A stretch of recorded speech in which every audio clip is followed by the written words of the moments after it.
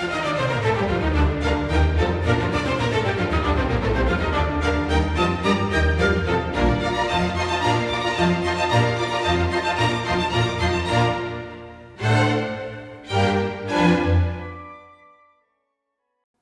to Symphony Notes. I'm Stephen Jarvie, the music director of the Dearborn Symphony, and I'm thrilled to welcome you back to the concert hall for a little preview of our second concert of the year that's happening November 19th at 8 o'clock right here in our beautiful theater. And this is Mini Masterpieces, a musical travel log, where we kind of explore a lot of pieces that maybe get a little taken for granted by their bigger brothers, or pieces that are just larger or more famous. There's lots of these pieces that might be a strange length or are sort of medium-sized, and they just don't get put onto a concert, but everyone loves. So we begin that concert with Rossini, and everyone knows Rossini's Barber of Seville Overture, but he has all these other wonderful operas, and we are playing the Cinderella Overture, La Cenerentola Overture by Rossini, and Rossini really seemed to have it figured out as a composer.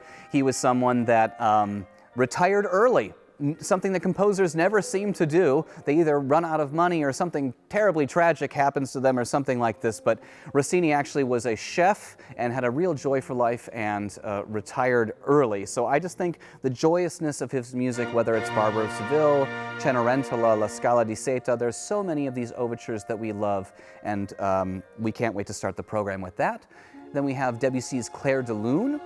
Clair de Lune is a very famous piece, of course, but it's nice to, in a concert that doesn't have a soloist per se, we have our principal flute player, Dennis Carter, really featured in that piece. And I mean, everyone loves Clair de Lune, which was originally a piano piece and then arranged for larger orchestra.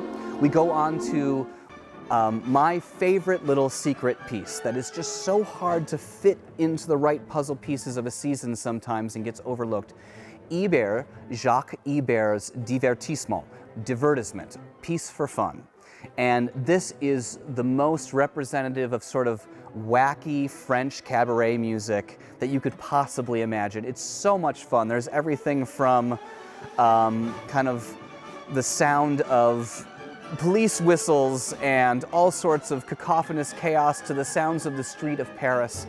This piece by Ibert is something that I just love to present to people because it's very unexpected and just as fun as can be. We then move on to music by Bela Bartok, again, a very famous composer, but his Romanian folk dances are pieces of music that we can't always fit into a traditional program. So in that medium-sized favorite, we have very clever kind of gypsy-sounding dances, Eastern European-sounding dances that very well represents Bela Bartok's heritage and just truly thrilling showpiece for orchestra.